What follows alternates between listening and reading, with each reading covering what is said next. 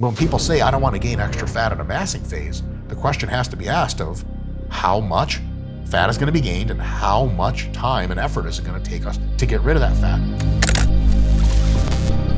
Hey folks, Dr. Mike here for Renaissance Periodization, and are you bulking too slowly? Uh-oh. Another mistake you could be making. Time to get nervous, JK. We got all the resolution right here. So we know about bulking too quickly. Most of us know the downsides for that, but what the hell is wrong with bulking too slowly? What does that even mean? Can we get some definitions? All right, fine, here you go. So bulking too quickly generally results in getting fatter a lot faster. Your body can only build muscle at some rate. Anything much above that doesn't really drag up the muscle growth much, and it's just extra fat. Studies have shown that if you bulk at a pretty quick rate, faster than most would recommend, that you actually end up gaining more muscle as well. But, big but, is that you gain a lot more fat, disproportionately more fat. So the muscle gain just might not seem to be worth it if you're bulking way too quickly. You also get fat really fast, gain a ton of weight, you get out of training shape. You're now gasping on squats and leg presses. Your muscles aren't the limiting factor as your lungs are. That's no good because you can't push the muscles as hard. It's bad for your health to get fatter and heavier than you need to be. So bulking too quickly definitely suffers from a lot of problems. But that doesn't mean that bulking too slowly isn't also a problem in its own right. What is bulking too slowly? I would tell you it's categorized as one of two things, one leading to the other in many cases. The most proximate way to categorize bulking too slowly is if you've been bulking, quote unquote, for 2 weeks and you can't tell if you're gaining weight, your bulk is too slow. I think this occurs in most cases when the caloric surplus a person is trying to induce is under about 250 daily calories extra on top of normal food, which is about half a pound per week in estimated tissue gain.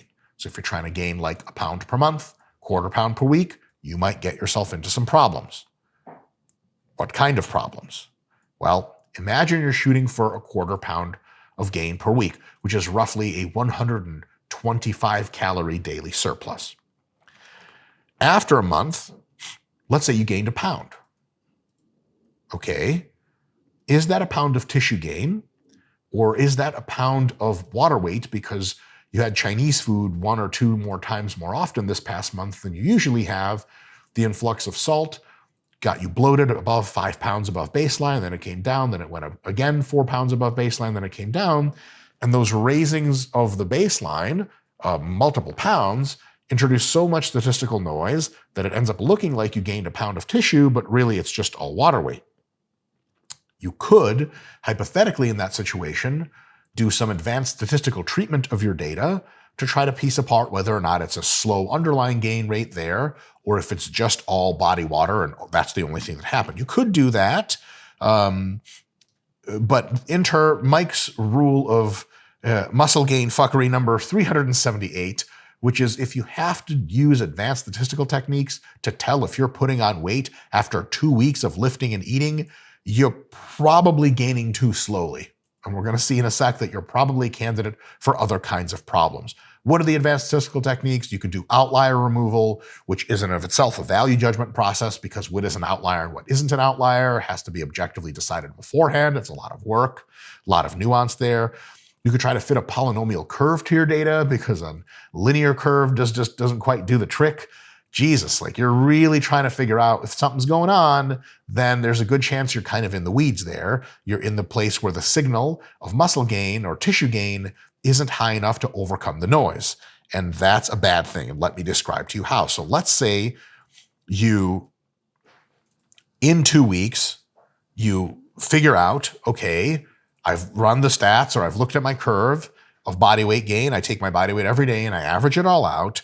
And it looks like the real thing is I didn't actually gain, it was just body water. Because remember, surpluses are always estimated. Maintenances are always estimated. You thought your maintenance was 3,000 calories, and you ate 3,125 calories to try to gain at a quarter pound per week. But in reality, your true maintenance was more like 3,100 calories, something you would, with almost no amount of data analysis in the real world, be able to tell apart anyway. And all of a sudden, you've been at a 25 calorie per day surplus which amounts to almost no weight gained in any realistic unit of time, certainly on the order of weeks. So the realistic situation you're in now is you've kind of, in a sense, pissed away 2 really good weeks of hard training and meticulous eating on not adding any net tissue. And that kind of sucks. Now, there's tons of stuff happening under the hood. There's preparatory hypertrophy for beginners and people just starting another program or diet. There's body recomposition, in which you do some muscle building while you're doing some fat loss. But what you are doing is not bulking, and you're not getting the main benefits of the bulk, specifically the mass additions of raw tissue, which is the whole purpose of a bulk.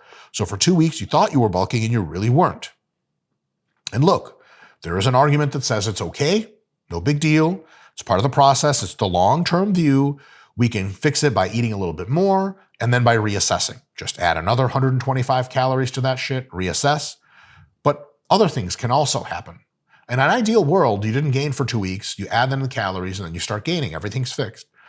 In the real world, there's still a couple of stumbling blocks that could occur right away or later down in this, let's say, year-long attempt at gaining 12 pounds over a whole year, or 6 pounds over a whole year, which I've seen people try to do. Potentially, your metabolism speeds up a little bit, just by a small fraction. Let's say you're recovering from being at a low-fat, hyper-dieted state. Your metabolism doesn't boost by much, but sure shit enough to get a big chunk of that 125 calories, turn it into maintenance versus surplus calories now.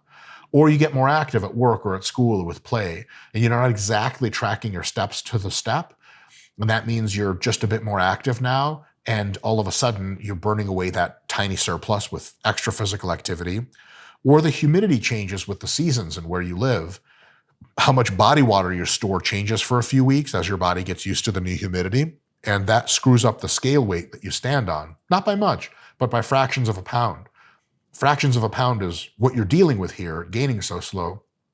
And that means all of the statistical noise is tall enough in magnitude as your actual changes under the hood, and as a matter of fact, taller.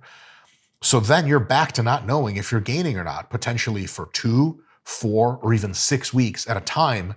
You don't really know if you're at a surplus, because the signal of the surplus is insurmountable to the statistical noise. You want the statistical noise fence to be short enough that you can peek over it and see if your actual gains are occurring. Now, let's say you took the advice here and said, okay, 250 kcal minimum is what we're saying at RP is a minimum decent gain rate in most circumstances, not all. 0.5 pound per week shot is the minimum of where we say, okay, we're not doing any less than this gain rate wise. I'm going to try to do this. At first, you win because it's much easier to tell if you're gaining or not. Within 1 or 2 weeks, you can set your surplus and coast for another 12 or 16, no problem. Guaranteed gains because it's clear on the scale. It's definitely not noise. But what's the big downside of that? And the downside is you'll put on more fat, and that's absolutely true. If you try to gain a bit more rapidly, you'll put on a bit more fat. So if you try to gain at 1/4 pound per week versus half, you will put on more fat each week if you try to gain with half. But let's put that into perspective. How much fat are you really looking to gain? Let's say that you do a 16-week straight muscle gain phase. 0.5 pound per week means you gain 8 pounds total over the course of those 16 weeks or 4 months. 8 pounds gained. And let's say you gain 6 pounds of fat and 2 pounds of muscle. Depressing, but very realistic even for intermediate to advanced folks. Beginners will gain much faster than this. They'll gain very little fat. They'll gain maybe 6 pounds of muscle and 2 pounds of fat. But let's say it's even as bad, and I wanted to purposefully use a bad example here to illustrate how big of a berth the 0.5 pound thing actually covers. You put on 2 pounds of muscle and 6 pounds of fat. So at the end of that, you have to burn off 6 pounds of fat. How big of a deal is 6 pounds of fat? Well, it's something that will disappear off of your body in at most 4 weeks of something like a mini cut that is done after a massing phase anyway. So another good thing about the mini cut is 4 weeks away from eating a ton can reinvigorate your hunger drive, and it can give you a break from the monotony of having to eat at surplus all the time. Those are good check marks anyway. It's good to switch to a hypocaloric diet to get leaner and healthier anyway. And if we're talking about having to burn off 6 pounds in 4 weeks, because there's so many anyway good reasons to do that little fat loss thing that takes 4 weeks long, there's no reason to be like, oh man, but that's 4 weeks in which I'm not gaining. True. But juxtaposed to 16 weeks beforehand in which you're for sure gaining, it seems like it's really, really worth it. Because when we say, well, it's just going to cost us extra fat, that's true, but it's good to ask how much fat. And the answer is just not that much if we go slow, something that you can diet off real quick, no problem. It's like, is paying money for something worth extra money? Depends on what you're paying for and what you're getting out of it. If someone says, hey, look, don't take the toll road, just take the regular road, your question should be twofold. One, how much does the toll road cost? And two, how much time does it take off of our journey? If the toll road is 25 cents and it saves us 3 hours in traffic, are you fucking kidding me? Of course I'm paying the money to get on that toll road. If it's $10 and it saves us 5 minutes, fuck that. I'm not made of money. When people say, I don't want to gain extra fat in a massing phase, the question has to be asked of how much fat is going to be gained and how much time and effort is it going to take us to get rid of that fat? When the answer to the second two questions is very short time that we need for other things anyway, we can't just continually muscle gain.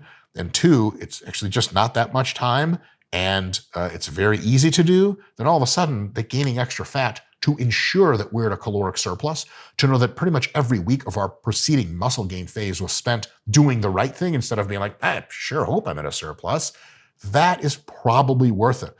It's like buying a $200 phone to have GPS in it to tell you you're for sure going in the right direction. Now, you could be $200 richer if you just threw that phone away, sold the phone for $200, got $200 of money, started going in your car again and be like, I think I'm going the right way. It sure looks like I'm headed into the city of New York, but this could be like I'm headed into like part of New Jersey and I just don't know. I threw away that guarantee of going in the right direction so I could be $200 richer. Got to give it some thought. And another thing is this. There's another compelling reason why you should take a break from training super hard and do a little mini diet potentially after 16 or 20 weeks of muscle gain phase. And the compelling reason is this: training fatigue adds up anyway. I don't know anyone who can train really, really hard that's not a purely new beginner for 16 to 20 weeks straight. You need a training break, whether it be 2 weeks long or 4 weeks long or even 6 weeks long. Some kind of break needs to happen. You can have a 4-week-long break from hard training during which you train just at maintenance, lose some fat, that's what a mini cut is, and then get back to a muscle gain. So to the people that say, well, I want to gain 6 pounds over the course of the year, I want to bulk the whole year, you're going to train hard the whole year? No, you're not. You can't. And if you think you can, you're not training hard enough.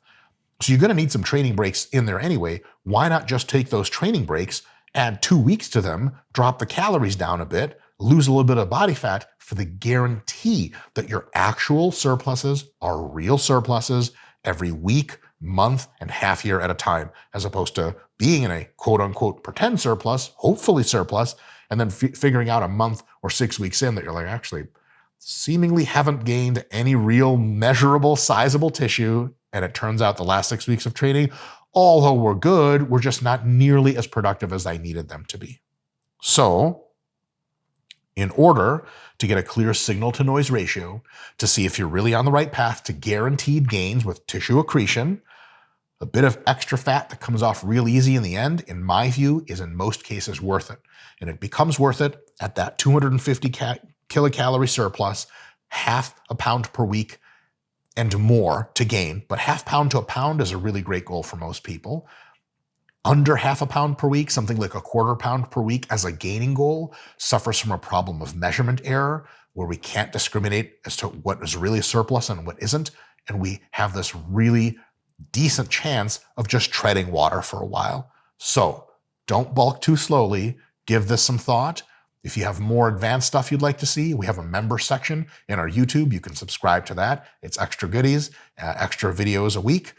In addition to that, if you want specific advice for you, programs for you, diets for you, and exercise breakdowns where you post your own exercises, you doing them on video, and myself and Jared Feather, IFB Pro, and a bunch of other top experts look at the stuff and give you feedback, come join the Team 4ROM forum. The description is in the link below.